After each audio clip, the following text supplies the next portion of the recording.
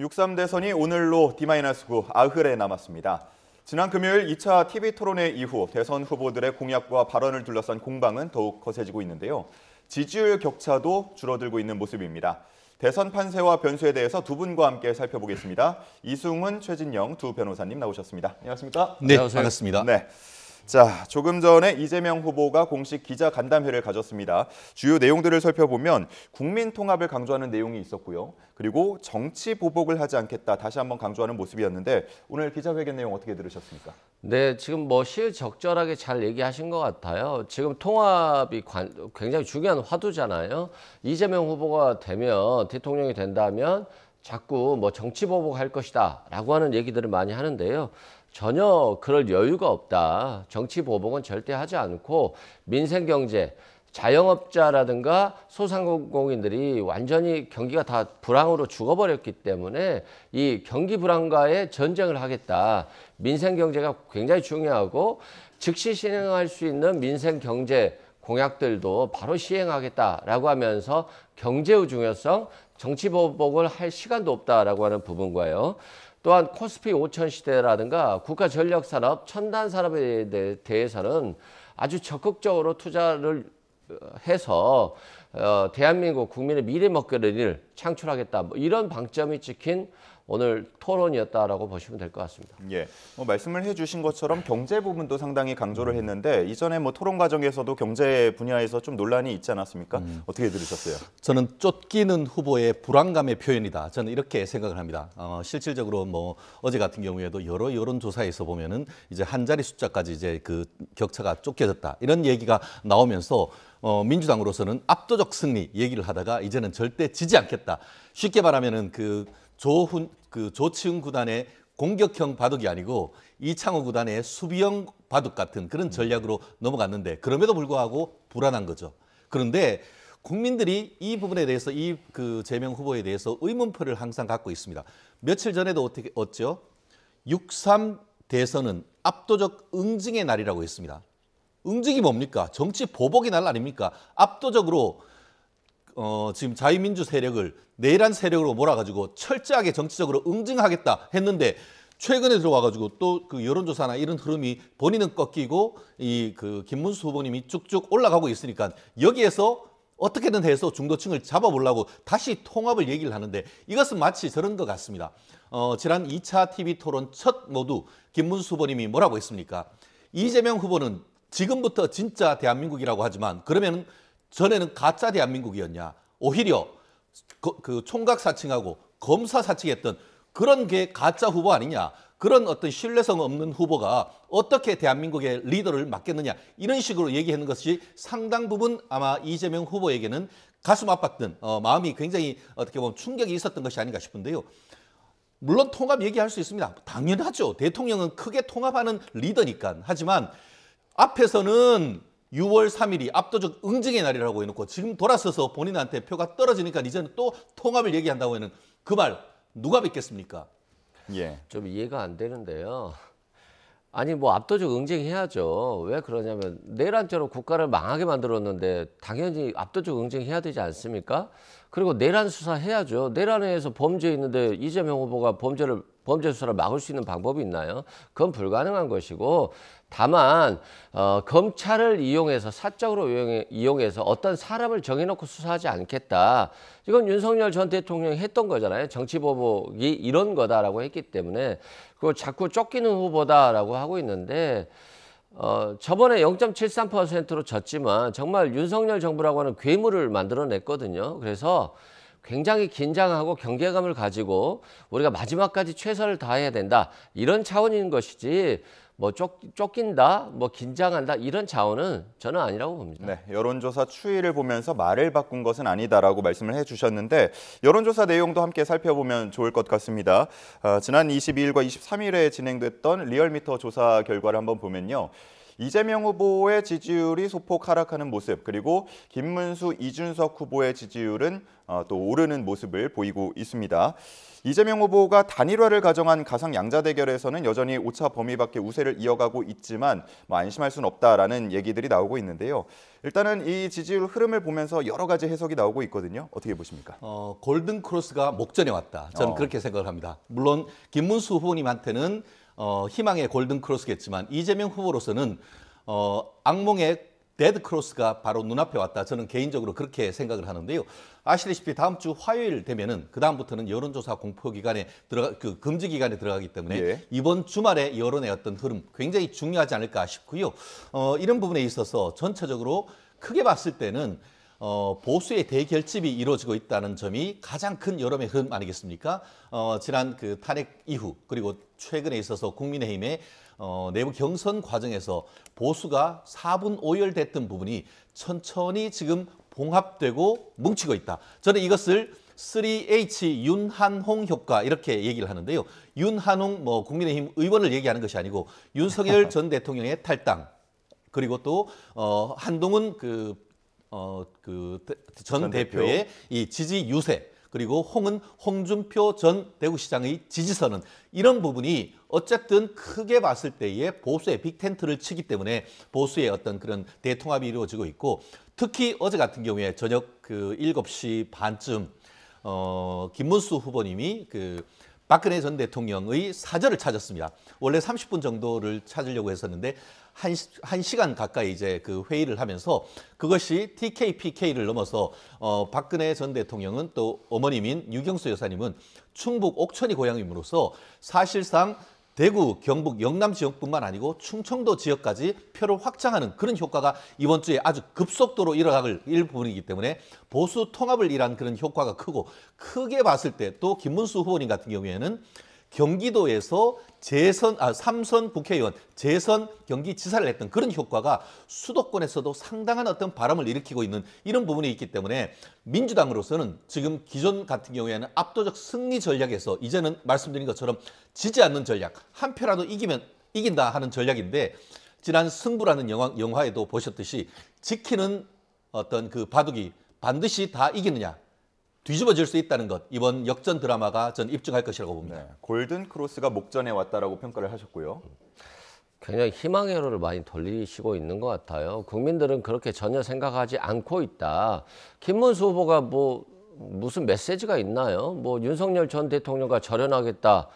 정광훈 목사랑 절연하겠다. 특별한 메시지가 있나요? 다 김용태 비대위원장을 통해서 대신 하고 자기는 빠지는 모습을 보여주고 있고 그런 측면에서는 리더십이 부재한 후보 같다라는 모습입니다. 그리고 이분들이 골든클로스 전략으로 국민께 뭔가를 해주고 자신이 뭔가 잘못했다라고 하는 절연의 의지는 없고 단일화만 하자는 거잖아요. 한덕수 후보와 단일화만 하자. 또 이준석 후보와 단일화만 하자. 단일화만 하면 국민들이 떡을 주나요? 저는 전혀 그렇지 않다라고 생각되고 4분 오열된 국민의힘이 마치 다 재정비한 것처럼 보이지만 홍준표 시장이 자신의 목소리로 김문수 후보를 지지한다는 발언을 한 적이 있습니까? 전혀 하지 않았다. 한동훈 후보도 유세를 하지만 한동훈 후보의 옷에는 김문수 후보의 이름이 없어요. 그리고 한덕수 후보는 보이지도 않습니다. 그런데 이만큼 질이 멸렬한 4분 오열된 정당이 어떻게 민주당의 이재명 후보를 이기죠? 그런 측면에서 자신의 무능함도 책임도 인정하지 않고 있는 정당이 민주당 후보를 이기는 것은 국민들이 그렇게 절대 하지 않을 것이다 라고 생각됩니다. 네, 결국은 격차가 조금씩 좁혀지고 있는 이 상황에서 민심의 바로미터 그리고 캐스팅 보트라고 불리는 충청권을 공략하기 위해서 이재명 후보, 김문수 후보 모두 유세에 나섭니다. 충청 지역 민심이 어떤 현안에 주로 반응할 거라고 보시나요? 저는 현안 자체뿐만 아니고 정치 프레임이 굉장히 중요하다고 생각합니다. 이미 지금 어제 리얼미터라든가 아니면은 갤럽에 보면은 충청도 민심이 완전히 지난주와 달리 완전히 뒤집어진 그런 현상이 일어나고 있습니다. 그런데 왜 이런 중도의 어떤 스윙보터 지역의 민심 변화가 일어날 것인가? 저는 프레임 전환이 일어나기 때문에 그렇다라고 평가를 합니다. 무슨 말씀이냐? 민주당은 이 모든 선거 전략의 기본이 윤석열 대통령 내란 프레임 아닙니까? 그런데 국민들 그렇게 하면서 아까 6월 3일은 6.3 압도적 응징의 날이라고 해서 이재명이 대통령이 될 경우에는 정치 보복을 통해서 그 우파, 그 자유 우파를 완전히 압살하겠다는 그런 얘기를 하고 있습니다. 그렇게 하면서 구체적으로 드는 것이 사법부를 사실 정권의 주머니에 넣어가지고 공깃돌처럼 하겠다는 것이죠. 그것은 무슨 말이냐? 지금까지 있던 내란 프레임보다는 오히려 국민들은, 특히 중도층에 있는 분들은 민주당의 헌법 파괴하는 것이 아닌가 하는 것에 대한 우려를 지금 갖게 된 것이죠. 지나친 어떤 그 사법부 공격, 이제는 본인에 대한 압도적인 전원 합의체 판결을 통해 가지고 공선법 유죄 취재 파기 환송을 하니까 어떻게 했습니까? 조희대 대법 원장에 대한 그 청문회, 그리고 그 내란에 대한 내란 특별재판소하고 그 내란 관련되는 그 특검법까지 한다고 합니다. 거기다가 앞으로 대법관 같은 경우에도 100명까지 늘려가지고 본인이 마음에 드는 사람들 다 넣어서 쉽게 말하면은 정청래 대법관, 조국 대법관, 뭐 모든 그런 식으로 만들어 버린다고 한다고 하면은 국민의 권리가 어떻게 확보가 되겠습니까? 국민들은 이런 부분에 대해서 지금 경각심이 일어나는 것이고, 특히 중도층의 마음에서도 이게 내란이 진짜 될까? 탄핵은 했으면 됐지. 이게 형사적으로 해서 자유우파 세력을 싹 쓸어버린다는 것이, 이거는 완전히 어떻게 보면 베네수엘라식 폭정이 아닌가. 이거에 대한 프레임이 전환이 되고 있는 것이 정치적 프레임이 하나인 것이고, 또 하나가 바보야, 문제는 경제야. 계속 민주당 같은 경우에는 내란 프레임, 정치 프레임으로 가고 있습니다만, 사실 지난 1, 2차 그 토론을 통해서 뭐가 나왔습니까?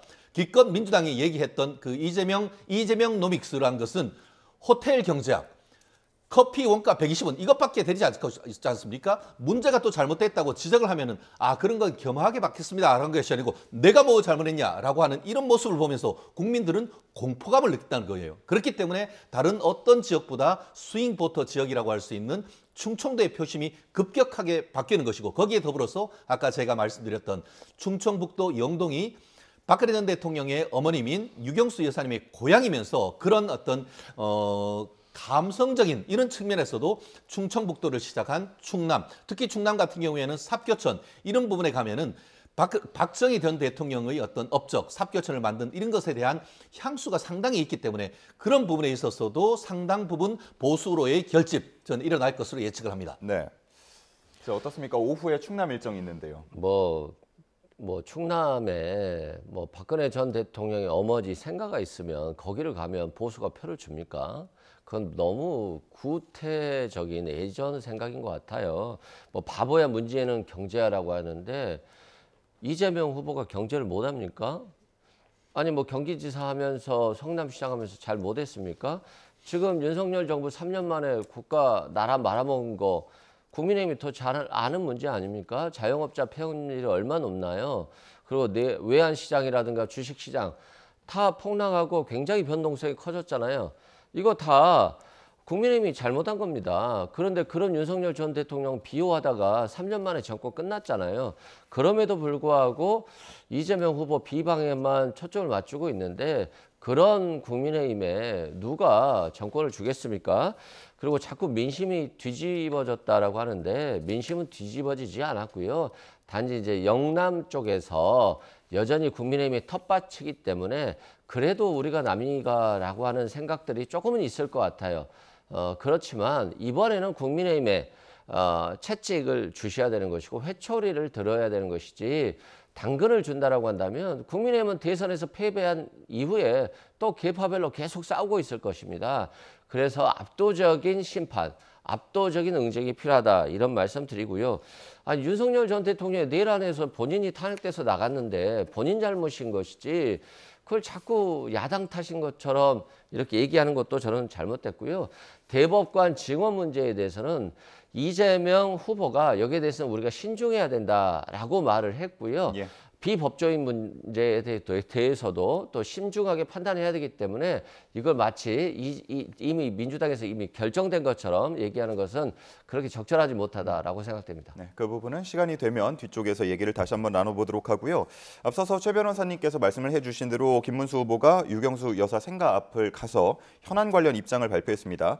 자, 여기서 당정 관계에 대한 3대 입장을 발표를 했는데 주요 내용을 보면은 협력은 하되 개입은 차단하겠다 이런 내용이거든요. 어떻게 들으셨습니까? 이것은 당내 민주주의, 제왕적 대통령제의 폐해를 제도적으로 방지하겠다라는 말씀을 드렸기 때문에 그것은 전체적인 대국민 메시지다라고 말씀드리고요. 또 하나 그에 대한 것은 뭐냐면은 한마디로 나는 이재명과 다르다. 지금 민주당은 어떻습니까? 옛날에는 민주당의 이재명이라고 했지만 지금은 이재명의 민주당이라고 하고 사실 동갑인 지명직 최고위원이 본인의 이재명 후보를 아버지라고 부르는 한마디로 이재명이 아버지인 상황 정치가 이루어지는 것이 지금 민주당 아니겠습니까? 국민의힘은 그렇게 하진 않겠다는 건 아닙니까? 한마디로 실질적인 당내 민주주의를 통해 가지고 당과 정을 분리해서 당의 어떻게 보면 독자적인 운영을 제도적으로 보장하겠다라는 얘기를 하고 있지 않습니까? 한마디로 우리는 민주당과 다르다. 민주당은 더불어민주당이라고 하지만 사실은 더불어도 없고 민주도 없고 당만 있는데 그 모든 것은 이재명의 민주당일 수밖에 없다는 그것에 대한 국민적 메시지라고 저는 생각합니다. 그렇기 때문에 이 부분에 있어서는 굉장히 지금 김문수 후보님이 유효적절한 돌직구를 사실상 이재명에게 던졌다 이런 얘기를 하고 싶습니다. 네. 실제로 그렇지 않습니까? 지난 4월 총선 같은 경우 작년 4월 총선까지만 해도 친명 횡재, 비명 행사 이것이 지금 민주당의 현실 아니겠습니까? 그리고 이재명과 관련된 모든 것을 해도 모든 것은 오케이라고 하는 것 아닙니까? 실제 이번 대선과 관련해서 뭐라고 했습니까? 본인들의 지지세가 떨어지니까 총괄선대위원장이라고 할 수 있는 박찬대 원내대표가 앞으로 압도적 승리 이런 얘기하는 사람은 징계하겠다 했는데 그 다음날 돌아서서 이재명 후보가 본인 스스로 6월 3일은 압도적 응징의 날이라고 하는데 그러면은 박찬대 총괄선대위원장님이 후보님한테 뭐라도 얘기해야 되는 것 아닙니까? 그러지 못하는 게 현실 아닙니까? 그런 부분에 대한 반성적 고려로서 국민의힘은 앞으로 국민들에게 더 철저히 반성하고 윤석열 전 정부와는 완전히 다른 제대로 된 민주주의 정당을 만들겠다는 의지의 표현이라고 봅니다. 예. 자, 그런가 하면 또 주목받았던 이야기가 있는데요. 사전 투표에 대한 입장을 밝혔습니다. 저도 사전 투표를 할 것이다. 걱정 말고 참여해달라. 이게 지난 경선 때와는 입장이 좀 바뀐 것 같거든요. 경선 당시에는 사전 투표 폐지를 주장했었는데 이유, 목적이 뭐라고 보십니까? 그러니까 생각이 없는 분들 같아요. 아니 엊그제까지는 부정선거라고 하고 자신들도 부정선거 의혹을 해소하겠다라고 하면서 또 사전투표는 하자고 합니다. 사전투표를 왜 합니까? 부정선거인데. 그냥 번투표만 하면 되지 않겠어요? 그래서 지금 본인들이 무슨 말을 하고 있는지를 저는 모르고 있다는 측면에서는 굉장히 무능한 후보다라고 말씀드리고 아니 그러면 자신은 이제는 공천도 대통령이 개입하지 않겠다. 당에서 하도록 하겠다. 당정 분리하겠다라고 했으면 최소한 윤석열 전 대통령에 대한 비판은 있어야 되는 거 아닙니까? 윤석열 전 대통령이 부인과 함께 국민의힘 공천에 모두 개입해서 총선에서 말아먹었으니까 이제는 안 하겠다라고 해야 되는 거잖아요. 근데 과거는 없고 현재만 있기 때문에 이분의 말을 믿겠습니까? 김덕수라고 했다가 김문수라고 하죠. 이준석 후보가 이 말을 믿겠습니까? 그리고 명태균 검진법사를 통해서 돈 받고 공천 받고 이런 것들이 다 드러나고 있잖아요. 거기에 대해서 왜 사과를 안 하는 겁니까? 말만 하면은 나중에 바뀌는 겁니까? 그래서 아무리 시스템을 바꿔도요. 당원 당규 바꿔서 그냥 대표 바로 그 자리에서 그냥 해임시키는 사람들이에요. 전혀 믿을 수 없다라고 말씀드리고요. 자신의 정당 소속의 제왕은 인정하고 상대 당의 대통령은 제왕이 되는 것이 두려운 건가요? 그래서 좀 공정하고 상식적인 얘기를 해야 된다라는 말씀 드리고요. 친명행제 비명행사 하지만 마치 민주당이 총선에서 패배한 것 같지만 총선에서 압도적인 승리를 거뒀습니다. 그래서 국민의힘이 좀 더 과거를 돌아보시는 게 맞는 것 같다라고 생각됩니다. 네. 이 사전투표 발언에 대해서 최 변호사님 의견 짧게 듣고 넘어갈게요. 그렇습니다. 결국 사전투표는 제도적으로서 사전투표는 폐지하는 게 맞다. 하지만 살아있는 상황이라고 한다고 하면은 그 부분에 대해서는 투표를 하는 것이 맞다라고 저는 생각합니다. 저 또한 사전투표를 할 겁니다. 왜냐하면은 당일 저도 새벽부터 밤늦게까지 방송이 있어서 제 집에 가서 투표할 시간이 사실 없습니다. 그런 사람을 위해서로 사전투표하는 것은 필요하다. 하지만 제도적인 측면에 있어서 부정선거 내지 부실 관리의 문제는 분명히 있습니다. 실제로 독일이라든가 정치성지국 독일이라든가 미국에는 사전투표가 없습니다. 그리고 투표하는 날도 공휴일이 전혀 아닙니다. 민주주의 표를 행사하는데 왜 휴일을 해야 되는 것이고 왜 사전투표를 해야 되는지에 대한 제도적 문제점이 분명히 있습니다. 특히 지금 우리가 투명한 선거라고 하는데 프랑스 같은 경우에는 정말 투표함 자체가 투명합니다. 왜냐? 일체의 어떤 0%, 단 0.1%의 부정선거 가능성도 배제하기 때문입니다. 그렇다고 한다고 하면은 그런 부분, 투표를 많이 하기 위한 그런 것에 대해서는 공감을 합니다. 하지만 그 과정에서 한마디로 서울에 있으면서 제주도에 출장 간 사람이 투표를 했을 때 내 투표가 제대로 전달돼서 개봉되고 그것이 카운트가 되느냐에 대한 의문이 있을 수밖에 없습니다. 그렇기 때문에 이런 부분에 대한 제도적 개선, 저는 이번 대선 끝나고 나서 반드시 논의는 계속돼야 되는 것이지 있는 제도 쓰지 말라는 거, 그런 바보가 어디 있습니까? 그러니까요. 윤석열 전 대통령이 좀 분노 좀 해주셨으면 좋겠어요. 김문수 후보도 그렇고 국민의힘이. 윤석열 전 대통령 3년 동안 집권했는데 아직까지 부정선거를 못 잡습니까? 그러게 무능하기 때문에 국민의힘도 같이 무능하게 되는 거예요. 부정선거를 했으면 누가 부정선거를 합니까? 그리고 이재명 후보를 위해서 부정선거를 누가 해줍니까? 그리고 지금 선관위 사무총장은 국민의힘 윤석열 전 대통령이 임명한 분이에요. 제발 음모론을 주장하실 거면 사전투표 하지 마십시오. 시간이 없어서 사전투표 안 된다면서 다음에 없으면 다음에 시간 없는 국민들은 투표 못하게 하겠다는 거잖아요. 그래서 지금 상식적으로 이해가 안 되는 부정선거 음모론을 아직도 경도되어 있기 때문에 이분들은 법치를 잘 모르시는 것 같다 생각됩니다. 예, 사전투표 부정선거 얘기는 여기까지 하고요. 단일화 얘기를 좀 나눠보도록 하겠습니다. 지금 선거 막판에 가장 큰 변수라고 하면 역시나 단일화가 될 것 같은데 오늘 투표용지 인쇄가 시작이 됐습니다. 그래서 1차 시안이라고 보통 일컬어지던 이때는 지나간 상황이고요. 2차 시안이라고 불리는 게 사전투표 전날인 28일로 분석이 되고 있는데 어떻게 예상하세요? 저는 이렇게 생각합니다. 그러니까 후보 자체의 단일화, 후보 사퇴를 통한 단일화, 이 부분뿐만 아니고 우리가 심리적 어떤 지지층이 흡수됨으로써의 단일화, 이 두 부분이 같이 진행되고 있다라고 저는 생각합니다. 그 부분이 무슨 말씀이냐? 지금 보수 같은 경우에는 경선을 거치면서 많이 흩어졌습니다. 그런데 그것이 아까 얘기했던 윤한홍 효과, 윤 대통령 탈당, 그리고 홍준표 후보의 지지선언, 그리고 한동훈 전 대표의 이 선거 유세를 통해서 자유우파의 지금 단일화가 사실상 이루어지고 있습니다. 어제 같은 경우에는 한동훈 후보의 좌장이라고 할 수 있는 조경태 후보가 의원님이 김문수 후보의 캠프에 공동선대위 인장으로 들어왔습니다. 그리고 엊그제 같은 경우에는 민주당의 당 대표를 역임했던 교수님, 제가 갑자기 성함이 기억이 안 나는데요. 네. 지금 그쪽에 있던 인사님, 손학규 민주당 대표 같은 경우에도 김문수 후보를 지지선언을 해서 우리가 눈에는 보이지 않습니다만 점진적으로 선보수 빅텐트, 이어서 점진적으로 후 자유우파 중도 전보 텐트가 지금 점점 이루어지고 있습니다. 물론 거기에 활용 점정은 이준석 후보와의 단일화일 가능성이 높은데요.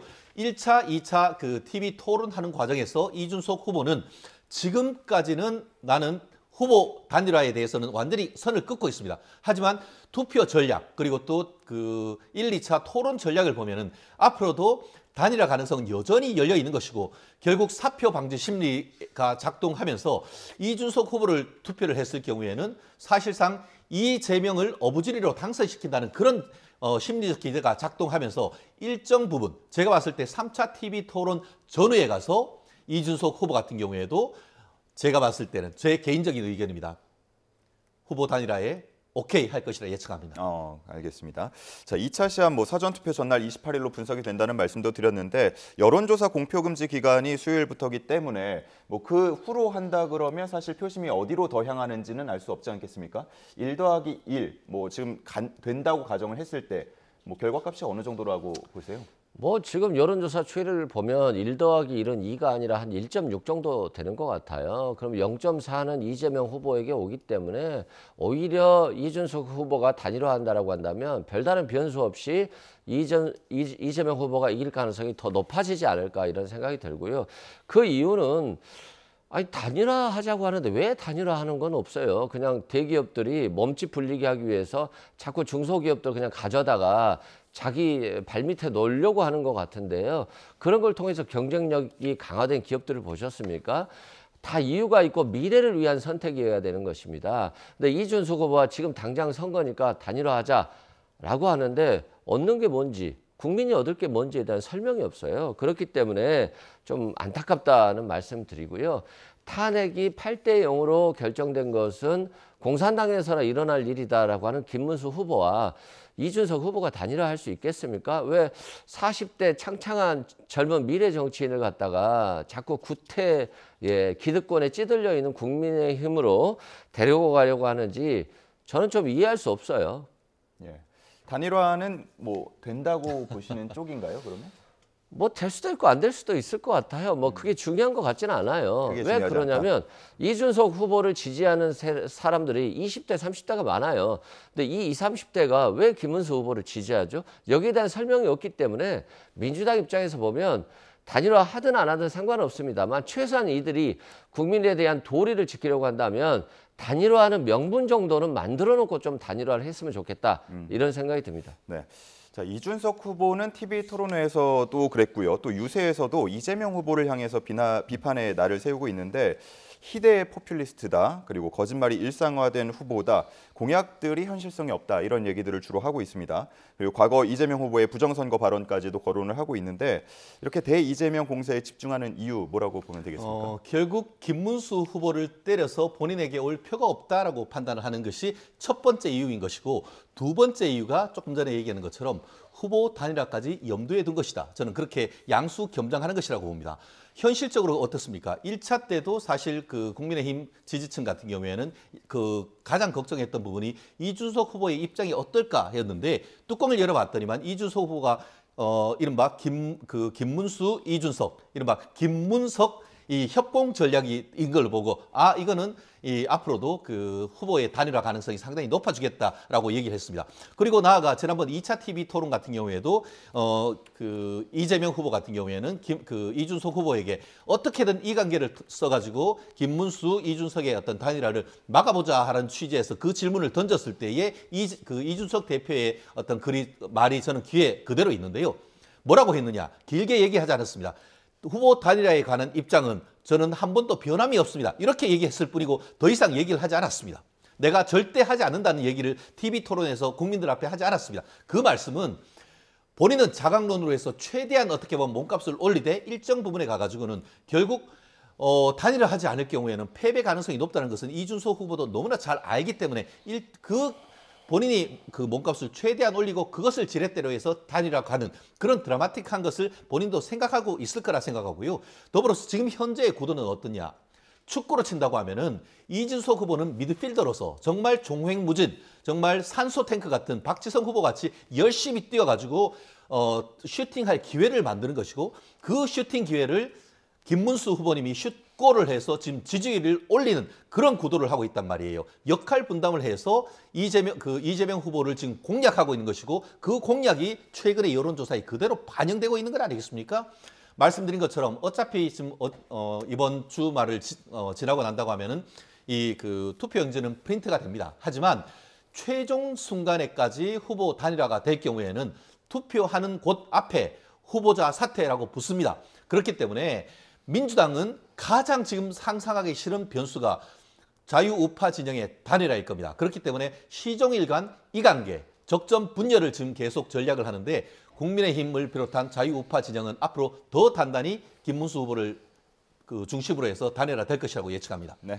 뭐 시간 관계상 여기까지 들어야 될 것 같은데 뭐 짧게 한번 네. 예.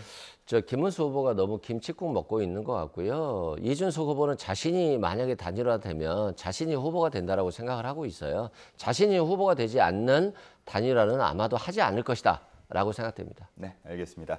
자, 이렇게 해서 정치연한 대선 판세와 변수 함께 짚어봤습니다. 이승훈, 최진영 두 변호사와 함께했습니다. 고맙습니다.